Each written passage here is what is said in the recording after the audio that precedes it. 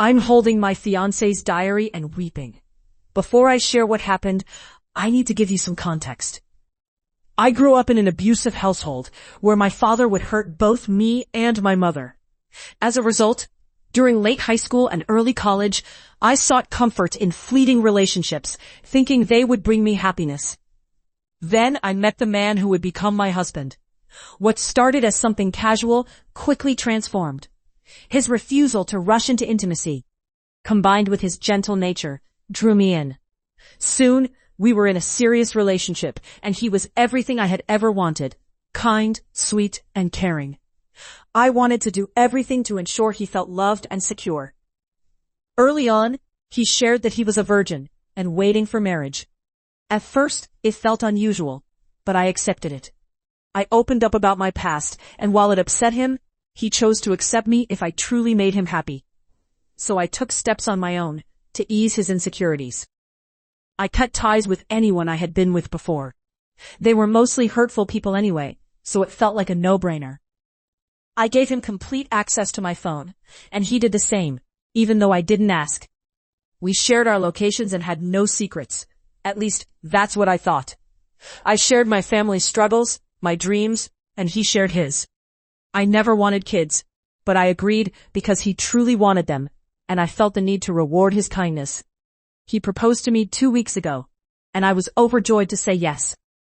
Then, while cleaning our room, I stumbled upon a diary tucked behind the heater. I assumed it was a childhood diary, thinking he couldn't possibly have secrets from me. When I opened it, my heart sank. It was filled with harsh words directed at me. He called me names, expressed hatred for himself for loving me, and accused me of cheating. He even questioned if our future children would be his. I was devastated. I thought I had done everything to be the best partner I could be. Now, I'm left feeling hurt and confused. I need to confront him and seek an explanation. I'm angry, sad, and broken. I want to hear his side of the story. I'll share an update soon, as I need to process this. I left my date on my side of the road. I'm a 22-year-old woman, and I recently went on a date with a 31-year-old man I met on Hinge. We had chatted for a few days, and he bragged about all the fun things we would do and the nice car he would pick me up in. But on the day of the date, he told me his Audi A5 was in the shop, and that he had to pick me up in his brother's car. It turned out to be a beat-up Saab, covered in spray paint and stickers. So I decided to drive my own car instead. We met at the museum, and when we got to the counter, he pulled out his EBT card to get in for free. I was taken aback. How could an electrical engineer qualify for that? The date started off okay, but as we drove to our next location, he suddenly started laughing when he saw my car. I asked what was funny, but he brushed me off. About 5 minutes into the drive, he asked if the car was mine. I told him it was, and that it was a gift. He laughed and said, I would have respectfully declined. Nissan Altimas are among the lowest quality cars. I was taken aback. I have a 2021 Nissan Altima that I inherited after my mom passed away. Then he commented on my seat covers, saying they didn't help and suggested I go for an all-black look. When I told him they were my mom's, he said, I'm not sure why that matters. It doesn't look good. I felt a surge of anger. I asked about his Audi and if he had any pictures of it. He became defensive and continued to insult my car. That's when I pulled over and told him to get out. He seemed shocked, but he did get out. I'm still not sure if I overreacted, but it felt like he lied about his job and his car, and maybe he felt insecure when he saw mine. Awareness to all parents and older siblings and family members. I never thought this would happen to my own sibling. Earlier, I was about to hand back their iPad when I noticed the Roblox chat still open. Out of curiosity, I opened it and read the messages. I could hardly believe what I saw. There are only 2 of us siblings, and since I started college, I haven't been able to keep a close watch on them. I thought they were just becoming more mature, that it was simply a generational difference in how kids communicate now.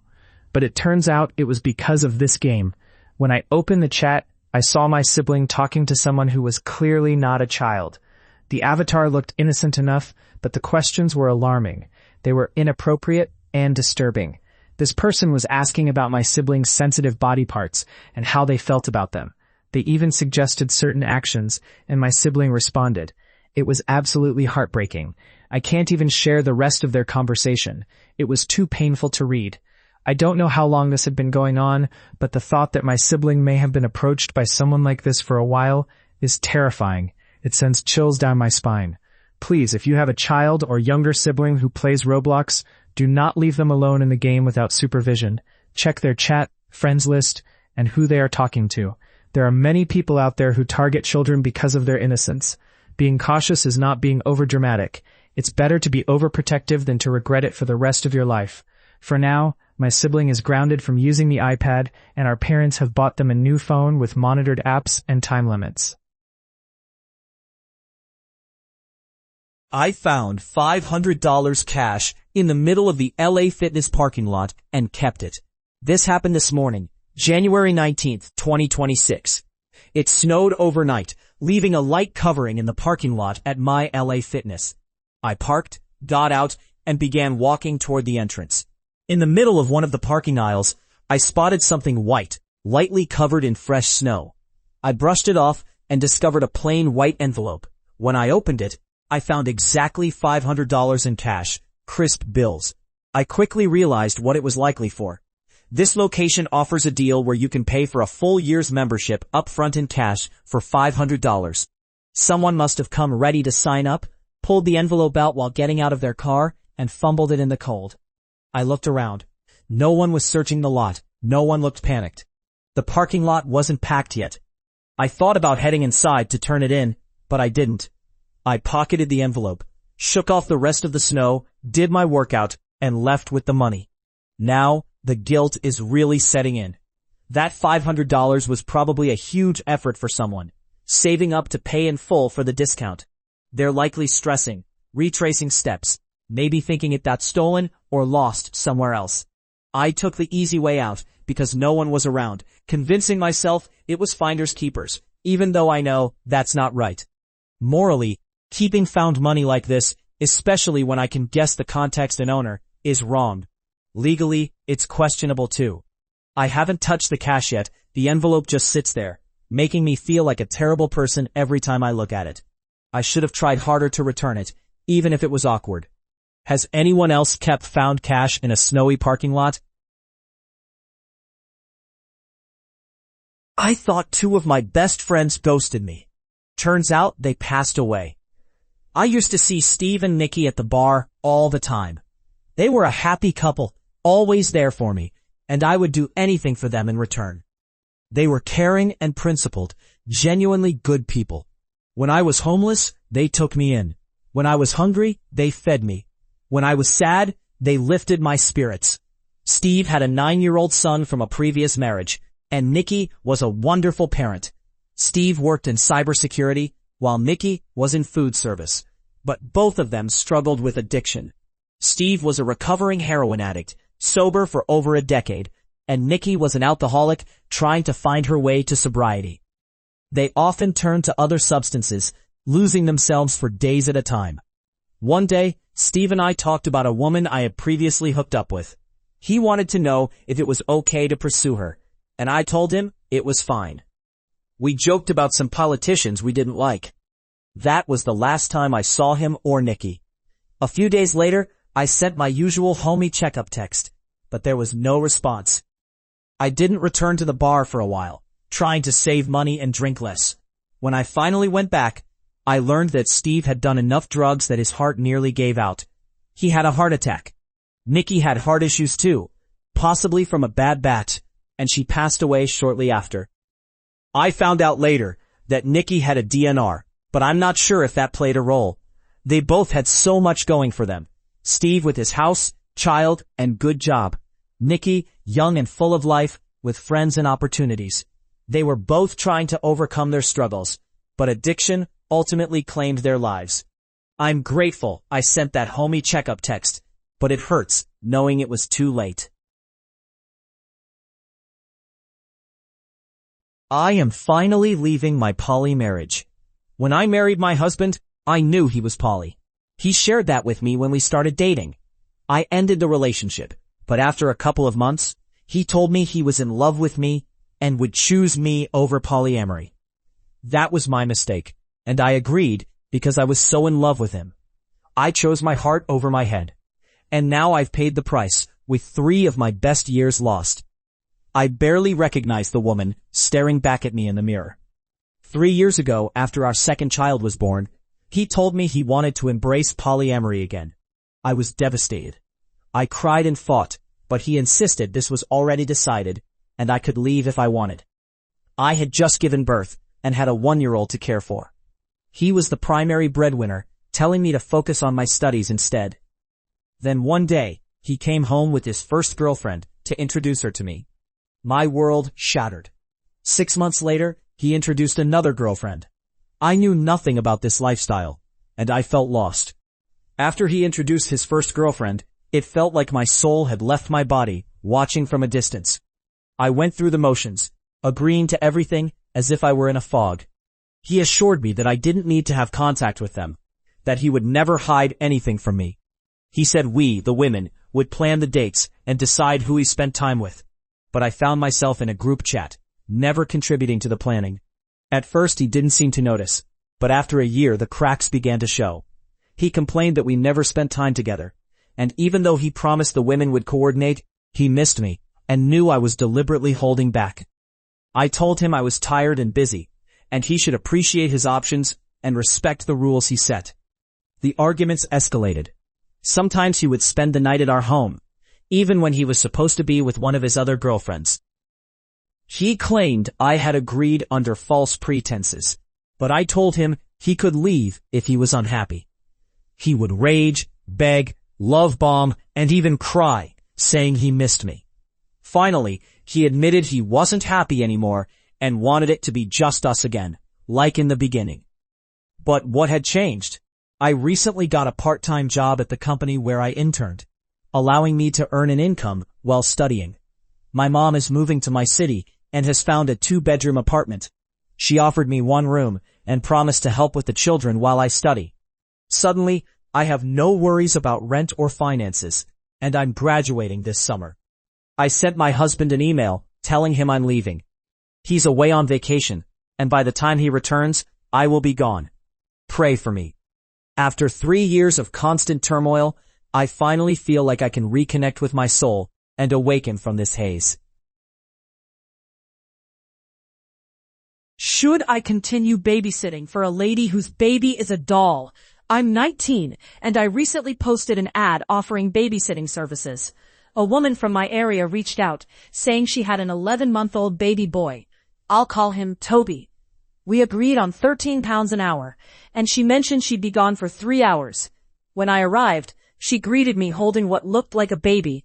She handed it to me, saying, "This is Toby." It took me a moment to realize it was a doll. Unsure if she wanted me to care for the doll or if there was a misunderstanding, I asked if there were any other children in the house.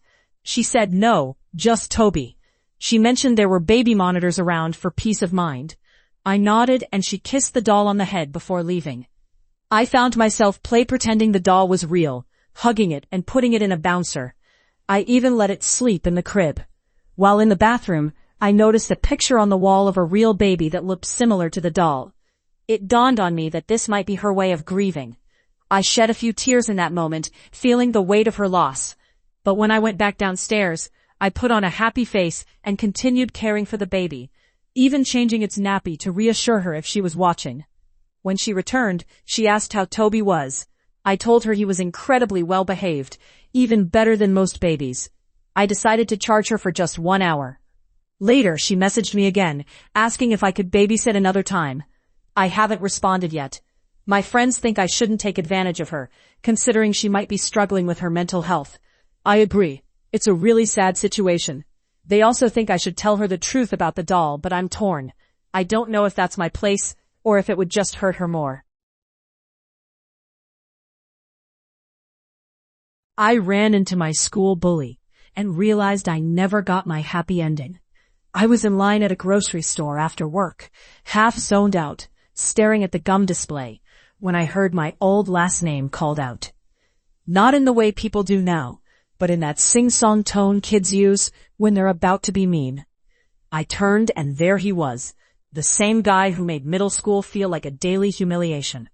He used to call me Ghost because I was pale and quiet. He'd kick my backpack down the stairs, and once he dumped my binder in a trash can, telling everyone I smelled like wet paper. I remember laughing along, because it was either that or cry and become an even bigger target. I've replayed those moments in my head for years, hoping to edit them into something less pathetic. He looked genuinely happy to see me, with a bright smile and casual, "Oh my God, hey, it's been forever." He said my name correctly, which felt worse, and asked where I'd been. I mumbled something about moving away for college and coming back, and he nodded like we were old classmates who had just lost touch. Then he did the thing people do when they want to show they've changed. He asked about my family, remembered I was really good at art, and even joked about how our town never changes. I could smell his laundry detergent or cologne, and it made my stomach flip because it felt so clean and adult, so different from the kid in my head. At some point, he casually said, "I was such a jerk back then. Sorry if I ever gave you a hard time." It wasn't a big apology, not specific, just tossed out like a pebble into a pond. I waited for my moment, the scene where I finally feel powerful, or at least relieved. I waited for anger, satisfaction, tears, anything. Instead, I felt this heavy blankness, like my brain just shut a door. I smiled because my body knows how to be polite even when I'm freaking out, and I said, "Yeah, it was a while ago." That was it. He paid for his things, patted my shoulder like we were buddies, and walked out. I sat in my car afterward, staring at the steering wheel, until my hands stopped shaking. I hated myself for being nice. I hated myself for not saying the truth. I also hated myself for still caring, because he clearly didn't. He gets to be a normal adult who apologizes in one sentence, and then goes home to sleep. I carry around a closet full of old shame that still fits me. I always pictured closure as a clean snap, like a thread breaking. But it turns out it's more like realizing that thread is wrapped around your ribs, and you've been breathing around it for years. I drove home with groceries I didn't even remember buying, and I couldn't stop thinking, if this is what winning looks like, it kind of sucks. I love that my ex's wife is miserable with him. As an Indian woman, I've spent my life hearing about how to be perfect. Study hard, get into a prestigious university, build a career, and then let it all go for a man my parents approve of. I should let his family treat me like their servant and have his children. Thankfully, my parents are wonderful and have always cherished me. But my ambition and desire for happiness made me an outcast among my childhood friends. My ex and I started dating as teenagers. He was kind, and I loved him deeply. We stayed together through my first year of college, but then the emotional abuse began. His mother discovered our relationship and despised me. She thought my educated background would ruin their family. Gradually, he began to hate me too.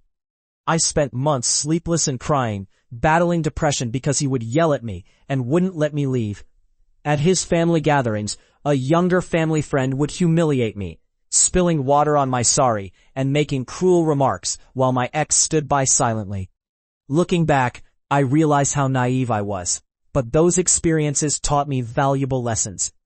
Eventually, I confided in my dad about my struggles. He called my ex, and after their conversation, my ex agreed to end things.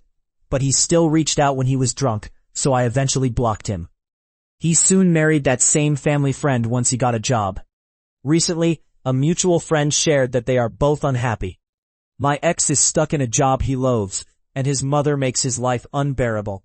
His wife, who believed she'd married into wealth, faces the harsh reality of their ultra-conservative household that forbids help. They constantly argue, and my ex no longer wants children, leading to a rift with his father. They all live under the same roof, trapped in a cycle of conflict. I know it's wrong, but I can't help feeling satisfied. I should have empathy, but I struggle to find it. He ruined a year of my life that I can never get back. Despite knowing I shouldn't, I can't shake this sense of relief. A total stranger saved my exam after my classmates abandoned me. I'm Caitlin, a 21-year-old woman, and I'm almost fully blind. I'm currently studying social work, and today, a stranger saved my exam. I'm still processing the kindness I experienced. 2 weeks ago, I got really sick with COVID and a stomach infection. On top of that, I developed a respiratory infection. Yesterday, I still had a fever, but today was the first day I actually felt better. Naturally, I decided to catch up on my school emails. That's when I realized I had to write a case study for my oral exam on conflict management. It turns out the deadline was yesterday. I had no idea about this because I'd been so unwell. I quickly wrote it and emailed it to my teacher. Then I checked my other emails and saw that my teacher had posted the exam schedule. However, she posted it on Toledo, a platform my entire class knows is not accessible for blind people. To give you some context, I've never really fit in with my class. No matter what I do, I haven't been able to connect with my classmates for 3 years. In December, things escalated.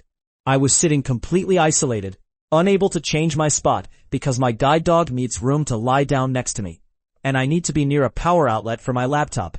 During a classroom change, the entire class just left. No one told me where we were going, and no one came back to get me. Because of this, my classmates obviously didn't inform me about the exam schedule. I emailed my teacher, but who answers after 9 p.m. on a Friday? I texted my counselor, but she doesn't work on weekends. I know I could have reached out to my classmates, but can you blame me for not doing so? They left me behind. They never include me. How could I count on them? In a moment of desperation, I texted a group chat with 2 women I met exactly once at a school event. I only know their names and majors. I told them what happened and asked if anyone could help me for tomorrow. One of them replied almost immediately, saying she would help me right now. Now, I have massive trust issues. I'm the kind of person who feels uneasy leaving my guide dog's water bowl alone for 10 minutes in class because I'm afraid someone might do something to it. That is the level of anxiety I live with. And yet, I gave this stranger full access to my school account. I shared my entire login. A wave of warmth washed over me, a mix of fear, panic, and hope. A little while later, she texted me the exact time and the classroom number where I'm expected on Monday. I am so incredibly grateful. She saved my exam. This girl, this stranger. I will never forget the kindness she showed me when I felt so hopeless. I'm angry at myself for not questioning the hospital more. I had a baby at 41 weeks, and my pregnancy had been healthy. Everything seemed to be going well until I was induced. After 2 hours of labor, it became clear that my baby's large head was causing complications. Around midnight, after 2 days in the hospital, I had to have an emergency C-section because things were starting to look concerning. My boyfriend, who had been through this before, was trying to keep calm. They informed me that my baby had a pneumothorax, but they managed to get her breathing again and prepared to send her to another hospital. I got to hold her briefly before the helicopter arrived, and they assured me she would have a short stay. She was already showing signs of improvement. However, things took a turn at the second hospital. When I visited 2 days after my C-section, the nurses and specialists said my baby was doing well. Her lungs were fine, and she was a healthy full-term baby. But the doctor had a different view. Somehow, my baby ended up on a feeding tube and remained in the hospital for 2 weeks, despite the nursing staff having no issues with her feeding. An occupational therapist claimed she couldn't take food by mouth because she might aspirate, based on 2 short coughs during the supervised feeding. Lactation specialists worked with me to breastfeed her, and during those sessions, her vitals remained stable. She never coughed, and she latched well, despite a tongue tie that they didn't notice until later. There was tension between the lactation team and the occupational therapist, but eventually, the OT said that if there were no issues, I could breastfeed. However, they insisted on keeping her on the feeding tube. They conducted a swallow study, showing no signs of aspiration during breastfeeding, yet they insisted that she could only have thickened liquids. They also wouldn't count my breastfeeding toward her food intake to go home. They even suggested she might have brain damage because she was breastfeeding well while they were finding issues with bottles. I'm so angry that I didn't question their decisions more. The pediatricians I've consulted since are just as confused. They've reviewed her chart and observed her eating, and they see no problems. The only issue she had was her tongue tie, which they were surprised the hospital didn't check for. This is my first baby, and I was terrified being separated from her. I felt I had to trust the hospital's guidance. Now, even the pediatricians are telling me that something doesn't add up. I know I have no recourse at this point, and I'm not looking for one. I'm not upset with my boyfriend. He tried to advocate for us. He has other kids and has seen preemies in the NICU. He said he's never seen a hospital handle things like this. I told him I didn't want to cause trouble. I'm angry that I didn't stand up for my daughter the way I should have. I wish I had pushed back more and made more decisions.